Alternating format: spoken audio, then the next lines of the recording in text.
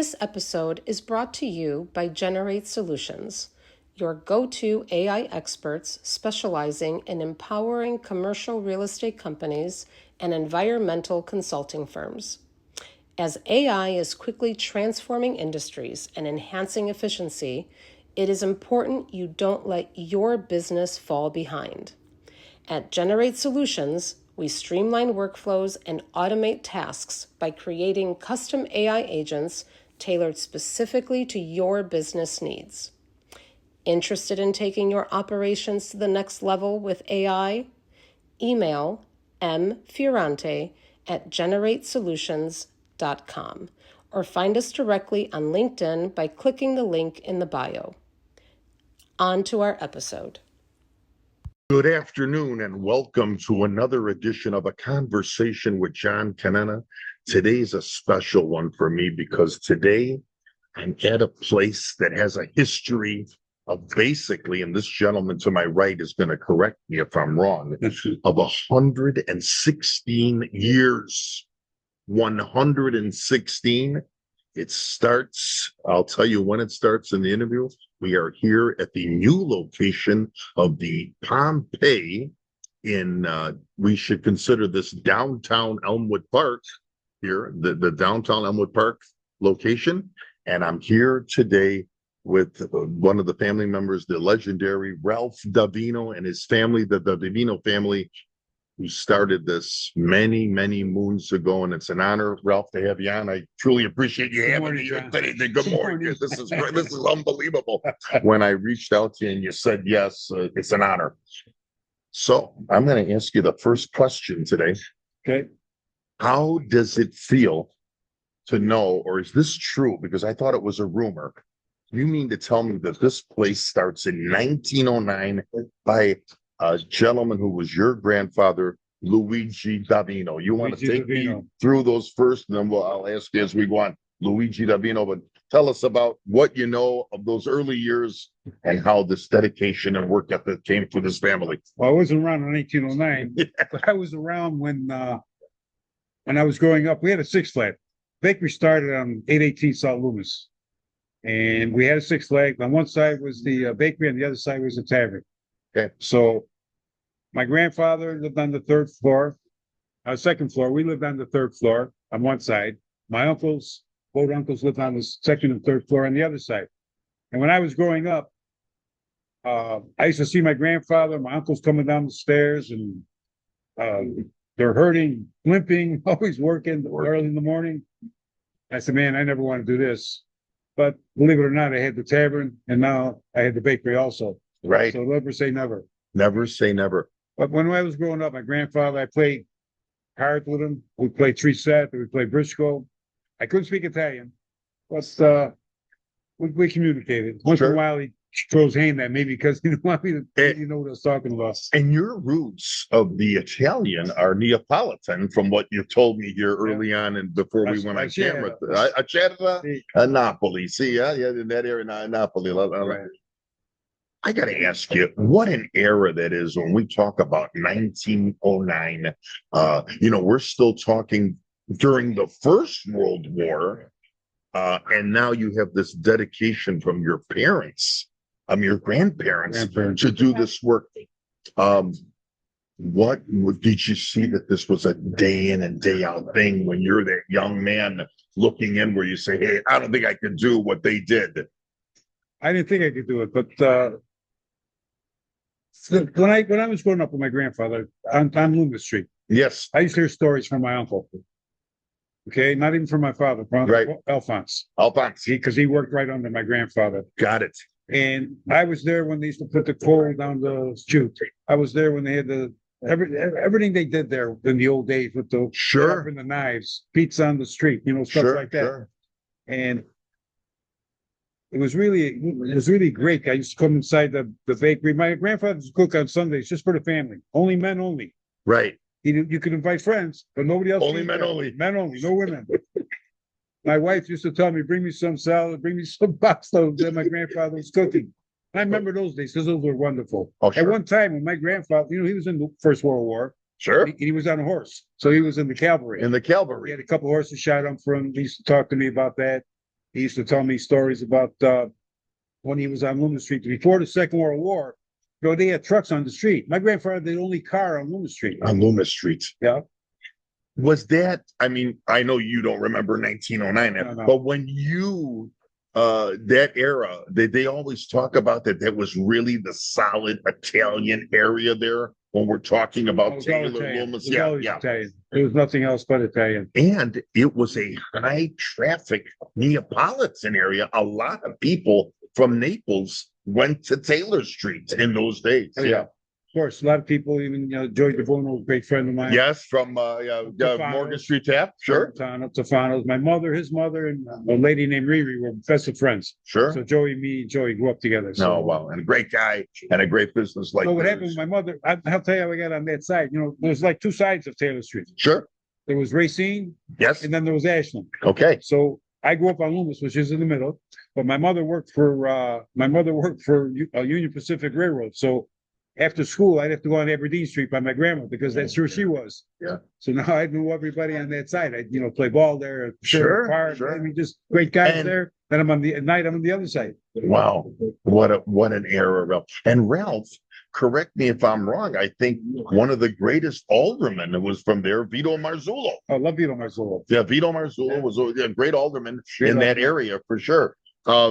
I got to ask you, there was a hospital there on Polk Street. It was called Cabrini Hospital. All my kids were born there. Oh, yeah, beautiful, beautiful. I delivered many airline tickets. All my kids were born there. To that place. So your dad is Alphonse. Right, no, my aunt, Uncle Al. Uncle Al, okay. My father was Ralph.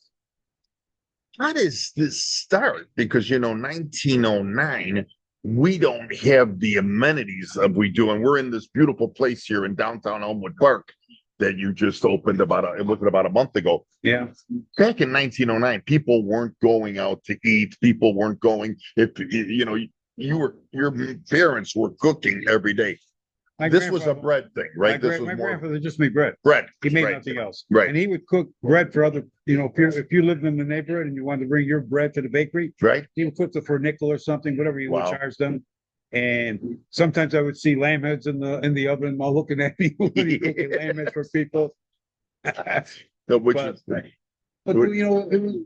just before the Second World War, he had trucks on the street and they all worked for my grandfather. Okay. After the war, the boys all got drafted. All right. So he didn't have no more trucks. He had nobody that was working there. Sure. And when they came back from the war, I was born in 46. And if you come in my other place, you'll see a mixer that he bought in 1946. Still got the paperwork. Oh, wow. So that mixer's been working for 79 years. The original place was by Our Lady of Pompei Church, correct? Right there? Across the park. Across the park, exactly like that. Park. I was interviewed another gentleman that you probably know the family. It's the Fontanos from Fontano Subs. They were on my show, and they did talk about your place too. When do you see the change when you say, of course, you're born in the mid 40s? When do you see the change where this becomes now more of it was always this bread style thing that they were doing. What else did they have to offer besides making the bread for the people? Well, my grandfather retired or stopped, working as hard as he did. Yeah. Alphonse, and then all he made was cheese pizza. Cheese pizza, okay. He would make your sausage pizza, but you had to bring the sausage. Right. So that's what he would do. Yeah. And I mean, what a concept for its time, because he was basically an innovator, to say, okay, I'll do this for you.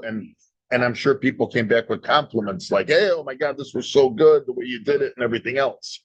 Well, John, before I took the bakery, I had the tavern. Remember I told you? Yes, you had the tavern. Well, the tavern and the bakery were connected by a little hall. Okay.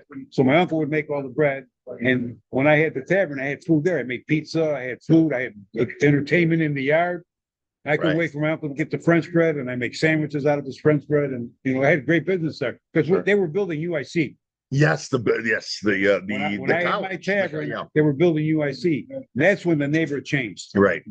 When they built UIC, because they lost a lot of people. My grandmother had moved on Laramie. They lost a lot. Yeah, they lost a lot of a lot of things got knocked out. A lot of 6 flats, 3 flats. They all had to move. Right. They rezoned everything. Sure. So, and eventually, what was the change that you saw with that in the sense of how it was for your business? And what was the change that you saw for that neighborhood, which was this predominantly solid Italian neighborhood? What was the big change when UIC came? Well, when UIC came, I got really busy in the tavern. Okay. Really busy because were you getting the college? Were you getting college? No, not the college. When they were building it. Oh, okay. I got all the workers. In fact, workers came back from wherever they were working in different states to buy my stuff. Right. They said bring it back because their family wanted it because they brought it home. Sure. So they brought it home. But what really changed, John, and what I felt was eventually it turned into University Village. It wasn't Taylor Street anymore. It wasn't Taylor Street. That was the change that I saw coming. In fact, when what's her name? She was fighting them and the aldermen and everybody. Remember a lady? You say the name? This was during the Marzullo time. Yeah, she tried to fight. Tried to stop the university. She knew what was going to happen to the neighborhood. She says, "No, they'll change. Everything will change." Oh, I forgot her name. I'll remember. It'll come to you. It'll come to you. Yeah. But there was but she couldn't win. When you say the change, and I want to get back to Pompei, of course. When you say the change, what year are we talking when they started this with UIC again? The 70s. The 70s. Okay, that was the change, right? Yeah.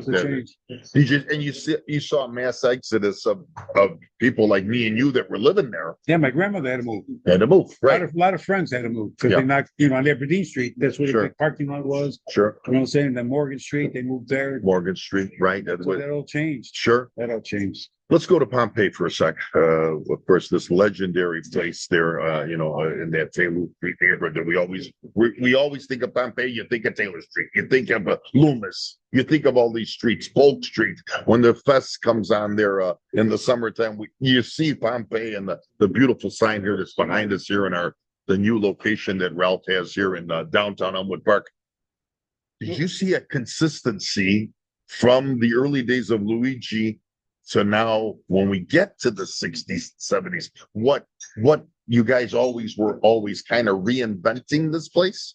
Well, I took over Pompei in 1984. 84. Okay. I drove horses for 10 years. I was a harness driver for 10 years. Really? Where at? Everywhere. Okay. Washington Park. Maywood, Hawthorne, Sportsman's. Okay. So I wonder if I bet on you on a couple horses. Maybe. I won a lot of races. I did win a lot of races.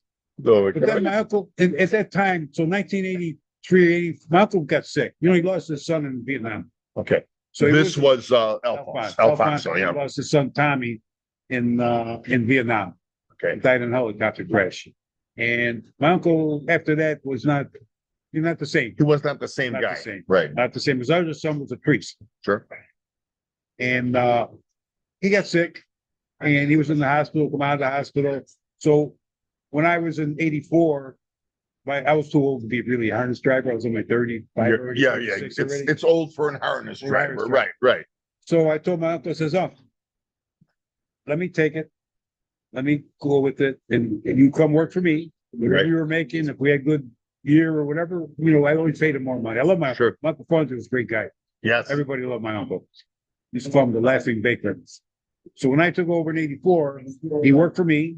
And like I said, we only had cheese pizza. Then I started making sausage pizza. I made pepperoni.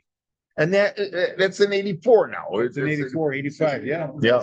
And what happened when I started making all this other stuff, like 85 and 86, a friend of mine named Sam Manarino used to work in the market. Okay. And are we talking South Watermark? South Watermark. Sure. And when Christmas came, they used to have what they call a Peter Ruby.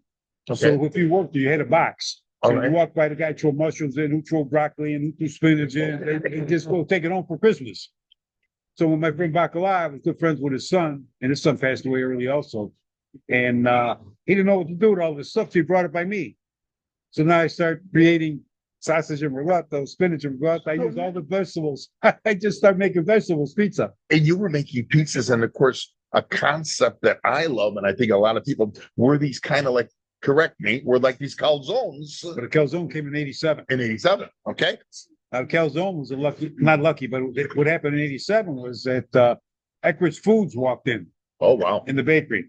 And they brought me ham, salami, and turkey. And they asked me to come up with something. So I came up with the strudel, I call it. Didn't have a nice name in Italian for it. And I made turkey stuffing. I made poor boy. I made they never came back. They should have been in pockets in 1987. They never came back. They never came back. And I just expanded on it all the, the whole time. So when they approach you, Eckridge, Eckridge when was, they approach you, at first were you like, oh, okay, I don't know what to do? Or did you have like this mindset that you could make something out of this? well, I'll tell you what gave me the mindset was that I had a baker work for me making pastries and stuff, and he used to make coffee cakes. So when I saw him make the coffee cake, I said, well, I could do that with my dough. Sure, And I just sure. had to figure out what I had to, for the egg wash and what else I had to do. Sure, sure. And I came up with that, but they never came back. When was the turning point? When I say the turning point, and I'll go back to the beginnings to maybe, how many places did you have up until 84? Was it just the one? One on Taylor Street. So from, let's say, 1909 to 1984, there was one location. One location. Then what makes Ralph Davino take it to another level? Well, first of all, the building I was in on Loomis Street, the family, it was all family. Remember I told you it was all Yes, family? yes. Well, they wanted to sell the building, Okay, and I had no money to buy the building. right, okay, So I bought property on Taylor Street, and I moved from Loomis Street in let's see, late 80s? late 80s to, no, about 87 or 88. Yeah, but late 80s. And I moved to Taylor Street on 92. 92, okay, So that was my first location on Taylor Street, right. 1992. Oh, wow. So when I moved there, I went from two benches and eating in the park to opening up with 50 seats. I said I made this place too big. Yeah. But it got small facts. Yeah, it got small. I love the way you said that it got small. But when you say small fits within the year of that move, Yeah. and of course now what your product line was the pizza, was the strudel, was all this stuff going on. But no pasta or nothing. No pasta. I started there with pasta. Yeah. Wow. For my brother Roger, because he was with me when I was in Naperville. He is chef, he liked to be the chef. He liked cooking and stuff. So we tried it at night with the just the pasta. Right. Where they were looking for my pizza. Because that night I was doing just the pasta, Just the salad. pasta. No, they want pizza. So What were the hours when you made this expansion? Like Well, roughly, what were the hours? till 10 o'clock at night. Till 10 o'clock at night. I'll tell you shit. Were you starting to get, now let's use this as the term and the example, were you starting to get not only the local, not only the students, were you getting the guy like, oh my God, we heard about this place, Pompei, and he lived in Barrington? Were you getting those kind of people coming to your place? Where all of a sudden this thing blows up in a good way? Pompei, like I said, has been in business for a long time. I get generations of people coming and their fathers and grandfathers say, go see if Pompei's still there. You know what I'm saying? That's what happens. I got people come in, my uncle, I went to St. Ignatius.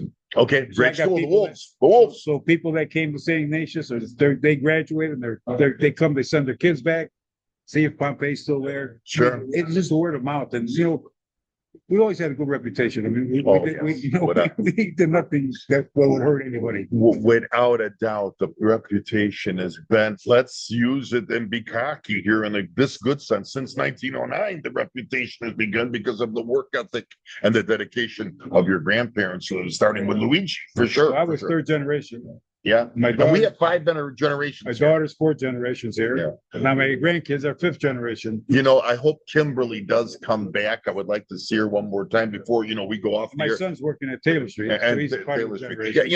Yeah, if you don't mind, we're going to go back to the story here a little bit, but this, of course, of the support of your wife, Rosemary, and of course, your mother Marie, sister Carmela, and children Kim, Tommy, Carmela.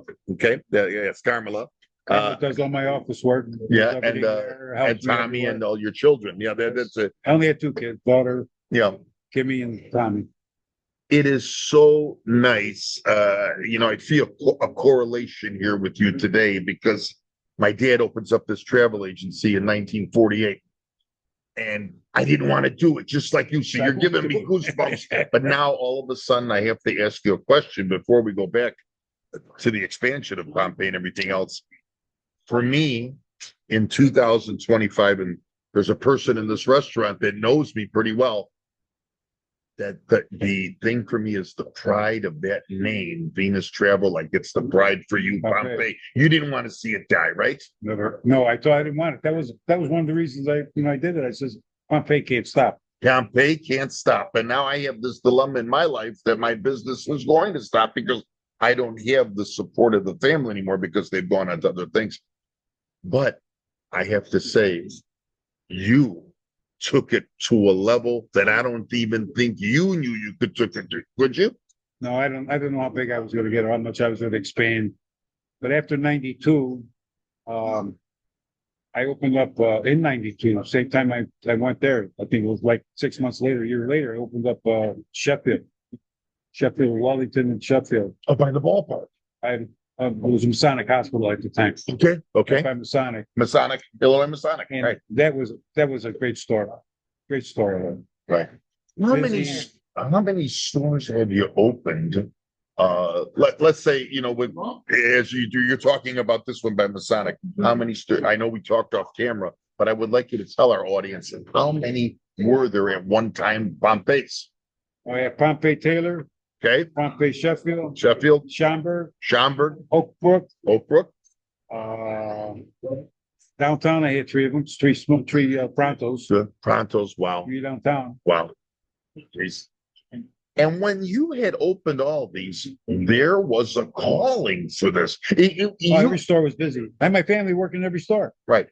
And it was just like Ralph Davino wasn't going to open a store unless he knew that this could work, right? Correct? You weren't just going to say, I'm going to open it over here in Harwood Heights, Illinois. We'll just grab a suburb off the thing. John, I get people coming every day. Why don't you open here? I opened this store here. The mayor from River Forest says, come on, River Forest. Wow. That always happened to me. Sure. When I was in Oak Park, in Oak Brook, had a Sure. great store in Oak Brook. I was in John Kelpa's mall, but I moved to a bigger store.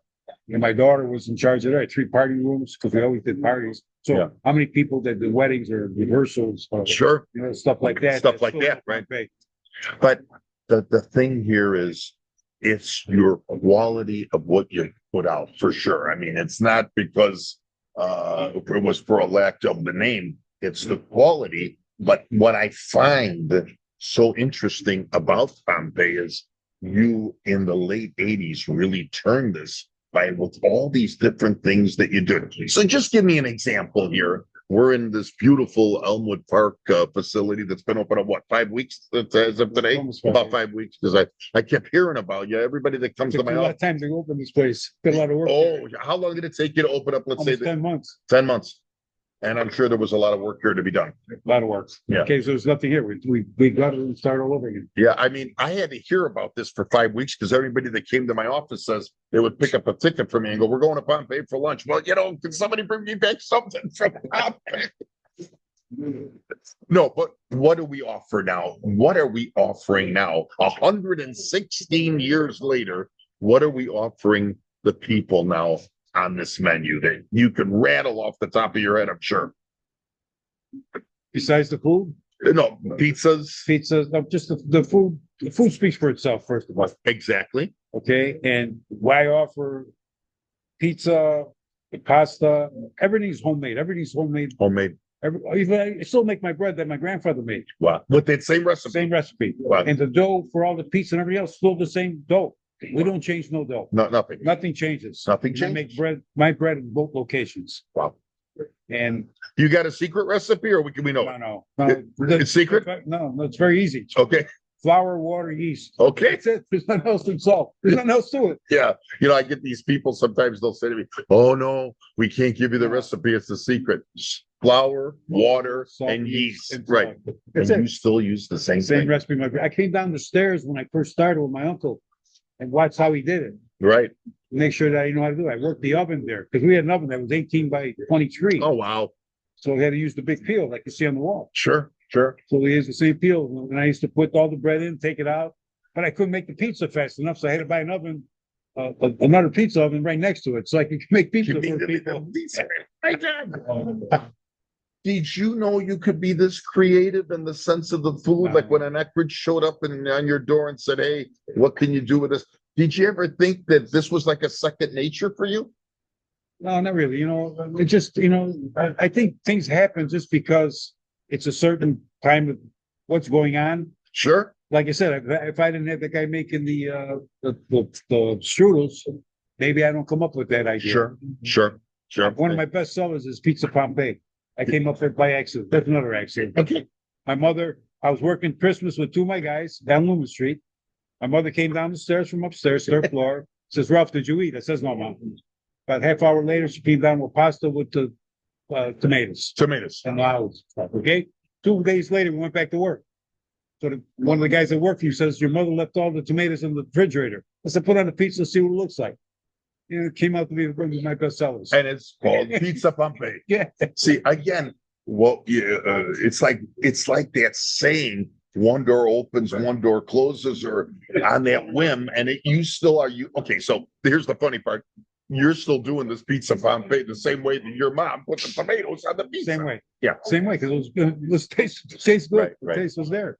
Now my grandkids are coming with this stuff. Sure. I have to ask you because, of course, I'm only running a 900 square foot office since my father died.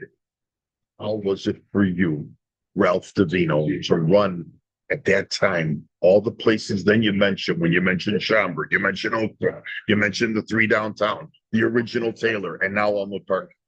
Are you this micromanager? Are you this guy that's really got to know the right person to manage your places? Well, all the places I had was family. So in other words, on Sheffield, when I opened first Sheffield, I had a partner there, and he was a great partner of Levison and Senior. Right. And he owed me money there. Okay. And I told him, I said, Jeff Kozak, his name was, his father owed me money. And I forgave the loan because I says, you'll make a lot of money for me.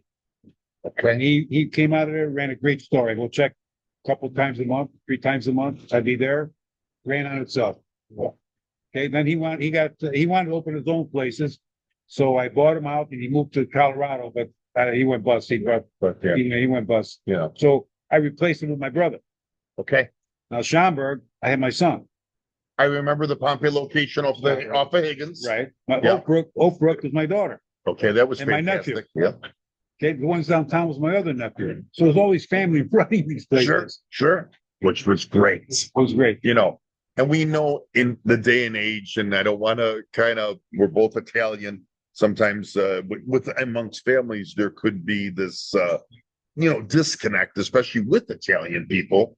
But it looks like you guys have worked a great cohesiveness all these years to do everything that you did here from the Taylor Street location. I mean, we're doing a podcast, and you got to be honest with everything. My brother, we fell apart. Okay. My brother. When I was driving horses, he was the trainer.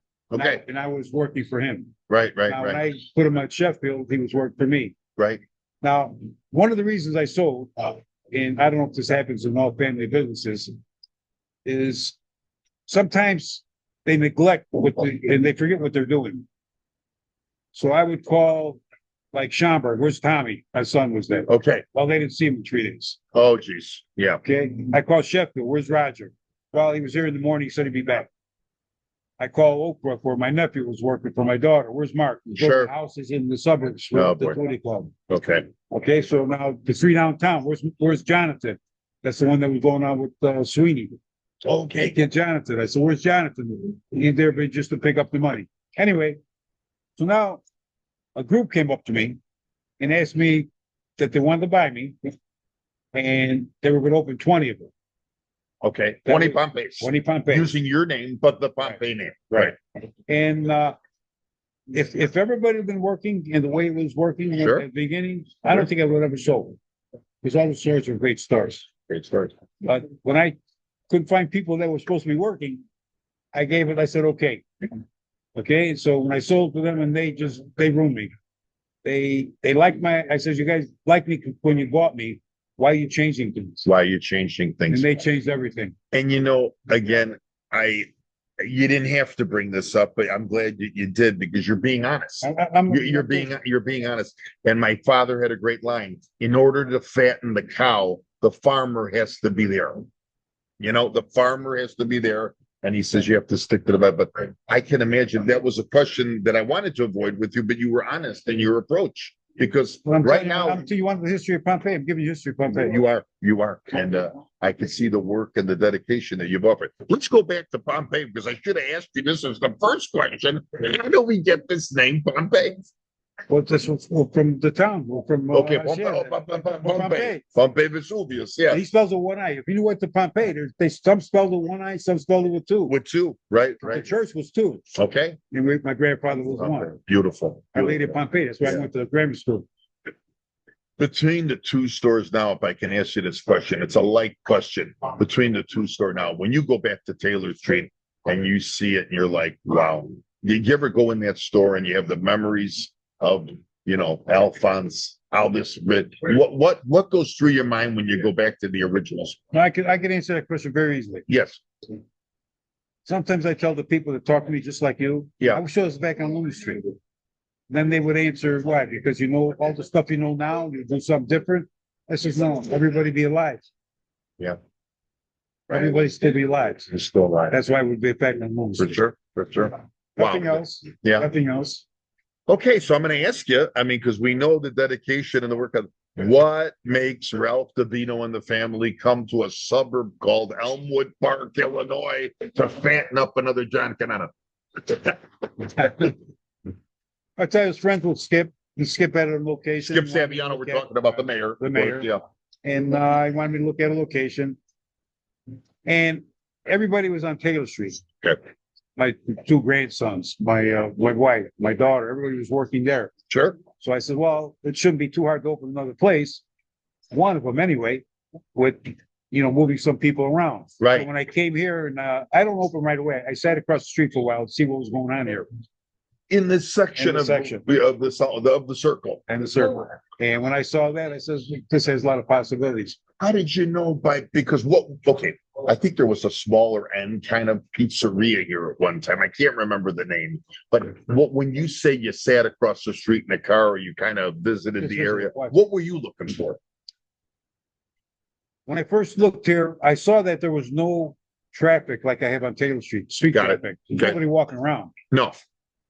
Now that when the dynamics changed on the highways and the city and what's going on in this world right now, Sure. I said, if I open this place, I should be able, you know, on Taylor Street, there's no parking. There's no parking. I Right. get parking on the weekends because of the school Okay. right behind me, and I rent the school. Okay. So over here, I says, you know what? Nobody wants to go downtown too much anymore. Maybe I'll get the people that don't want to go there. Right. And already I found out that Schiller Park, Franklin Park, they're all coming here. Oh, yeah. And it's unbelievable. And of course, my residence is in Elk Grove Village, and people were telling me before I even knew about it, and I'm 1 mile away from you on Belmont with my office. I'm like, what do you mean there's a Pompei in Elmwood Park? So yes, you have reached the dynamics of the western suburbs, without a doubt. So when I first opened, if I tell you how many nice people told me, thank you for coming, Yeah, glad to see you. We're sure. waiting for you to open. Wow. That's nice because like I said, the Pompei name means a lot to me. It means the And world. so I try to instill that in my grandkids and everybody else that when you say Pompei, they're going to say, love that place. Love that place because of its reputation, of course, the quality. And Who's of to course, say? yeah, and of course, Always words. the dedication. All right. We're going to get to know you a little bit better. I want to get to know you a little bit better. So I'm going to ask you 5 questions and Okay, then I'm go going to ahead. let you go because your time is valuable. You don't know how much I thank you for coming here today. This is beautiful. We again, before I ask Ralph the 5 questions, we are in downtown Elmwood Park. There are people here in the restaurant. We're in front of basically kind of a live audience. There are pictures in here that are so nostalgic that will come up on this when I show it later. And of course, being with Ralph, who I've always wanted to meet my whole life. I've been down to Taylor Street, interviewed some great people over there. And this one for me was really, really exciting to know that Ralph wanted to come on the show. Okay. First question. You can answer it in a sentence. You can answer it 1 word, or you could tell me, close this camera and get out of here, you punk. No, the question is this. Who are those early mentors? If it's your grandparents, if it's your parents, who were those early mentors that you still think about right now when you're sitting next to me? You can name 1 or 2 that meant something to you to this day, that made Ralph Davino. The people that were in that building, my grandfather, my uncles, my mom and dad. Sure. Grandfather always just give me a lot of advice. You know, and even in Italian, I'd have to have somebody. You know, Yeah, you had to get the translator. he was translator. Well, we used to play cards together. And I think the best thing he ever told me, and I really believe that, he says, Ralph, you can count your friends on 1 hand. Yes. Everybody else is an acquaintance. There's an You're in acquaintance. trouble, you can hunt for friends on one hand. Yeah. And I always took that, Wow. and I tell people that. I got goosebumps because my dad used to say, we don't have clients, we have acquaintances. They're always going to look for the better deal. But that's true what your grandpa said. He Acquaintances. told me that a long time ago. That's the best advice. All right. I don't know how you had the time to do this, but I'm going to ask you this question. What's a movie that you could watch 200 times and not get bored? Like you can leave me right now and go watch that movie. Probably got half a dozen of them. I'm going to give you I watch three of them. movies over and over. Yeah. Give me three of them. Give me three. Godfather, Okay, the trilogy. the trilogy. I like all the mummy movies, Okay. believe it or not. Okay. And the baseball movies, like, Oh yeah. you know, I enjoy all those movies. I can watch them over and over again. Over and over and over again right now. Just incredible. Well, listen, here's another question for you. Because you brought up the concept here of family today. If you had to interview somebody like I'm interviewing you here today, who I always wanted to interview. If you had to interview somebody, and it can't be me, because I know you want to interview me. Who would you want to interview? Give me two. It could be a man, it could be a woman. Give me 5 top people that you would like to interview. Like get inside their head. Who would it be? Could be a man, could be a woman, somebody passed or alive right now. Like who's a guy you would like to say, or a woman like to say, hey, you know. First one I'd like to interview is my brother and find out what happened between us. Why, for 25 years we haven't talked. Why we're talking. 25 years. That's one I would like to interview. Have to be somebody else successful in the business. Probably Joey DeBuono, Joey, they're a great guy, as we both know. Eddie Greco. Oh yeah, Eddie. Great Class friend. act, class act. Great friends with his father. I'm great friends with his father. Yes. He's more my age. Well, yeah. Oh, I mean, and again, another Pompei story there where they dedication and pride. I've been with Greco ever since I started. Sure. Fantastic people. Good people. And maybe Give me one woman that you'd like to talk about. Maybe one lady, an actress, somebody that, you know, is not here, or somebody that kind of, you know, tickled your fancy besides Rosemary. Bring kills me over here. that's the only woman I want to talk to that I wouldn't know. Yeah. Sometimes I really have to think. I can't think about. Okay, no I problem. really can't. All right. The next question for you. What's in the future for Pompei? Even though, you know, you've been at this forever and a day, your family's been at it 116. What's in the future for Pompei? And I got a couple of ideas. okay, you can keep them secret till the next time we I'll talk. tell you, I'll tell you exactly what I'm doing. First of all, I want to wake up with a purpose every day. And if I didn't wake up doing this, I don't know what I'd do with myself. Right. I enjoy building them. I enjoy starting them.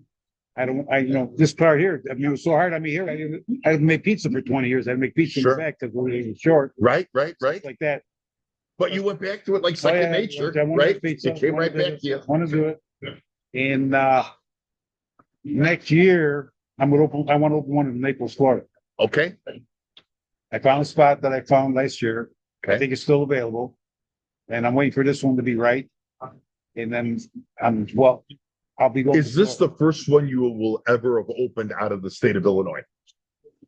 first one? First one. Wow. Had opportunity. I don't know. They never come back, John. Okay. Tell you a quick story. Sure. This guy that did Longhorn Steakhouse. Steakhouses, yeah. Well, he sent a lawyer to me. He wanted to invest $10 million because he saw my place by UIC Okay. on Taylor Street. He says, I want to open up 5 of them, $2 million each store on college campuses. Okay. And we talked, we had a couple, 3 meetings. And another guy says, well, he changed his mind. He opened up Longhorn instead of Pompei. Longer. Wow. What a story. Now, no, not too many people know that, right? No. I'll give another quick story. I got more stories. No, give me another one. Give me another one here. I got all night. The Caesar's Palace was opening up their food court Okay. a long time ago. And I had a house in Vegas for a while. Hold on. So when I heard they were opening a food court, guy from Nancy's was a friend of mine. He put a whole video together of Pompei on Taylor Street. and I sent it to the people that were opening the food court. Right. They called me. They want me to come down. They says, you're too good for the food court. Really? They wanted to put me on the corner, Flamingo and Las Vegas Boulevard. It was an empty store. Wow, what a street. So I mean, right there. I had all these dreams, people walking down the street with paper, eating pizza from Pompei out right on the corner. And every movie that's ever going to be made is going to be. Yeah, I mean, you would be, And all they wanted was my recipes. I didn't have to work, then nothing. They'll give me percentage. And then Bally's bought them out. My deal went south. That's My deal went south. but it was close. You can taste it. So you know? close. All right, last question. And then I'm going to say something about you. But the last question is this. We talk about 1909. We talk about your grandparents. We talk about your uncle. We talk about your family, a hardworking family.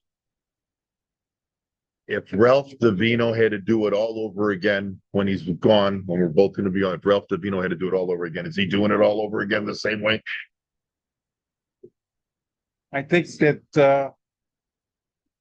to the end that I'm at now, I would do it all again. Yeah. I would do it again. You would do it all over Do again. it all over. Yeah.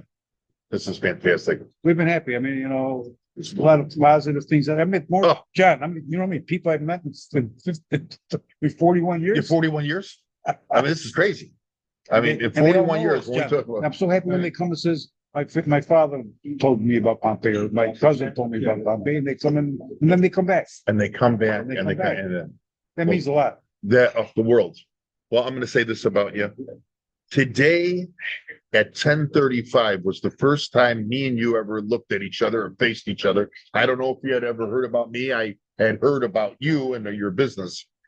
But I'll tell you, when we walked around and you showed me the whole restaurant, I felt like I knew you for 116 years because you made me feel at home. And I want to thank you for coming on a You conversation know, I with feel John the same way Conenna. about you, John. We Yeah. told some This stories. is We can- Fantastic, a big hug. I love you, man. This is fantastic.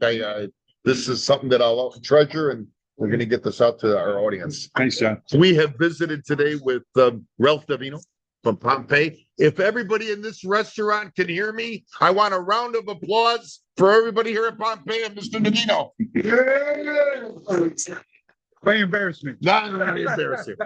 We'll get this out on YouTube and Spotify in the coming days. Again, we visited with Ralph Davino from Pompei, the owner of Pompei and his family. Fantastic. Thank you again. Thanks, John. Thank you. Love you. Love you. Let's go eat. Okay.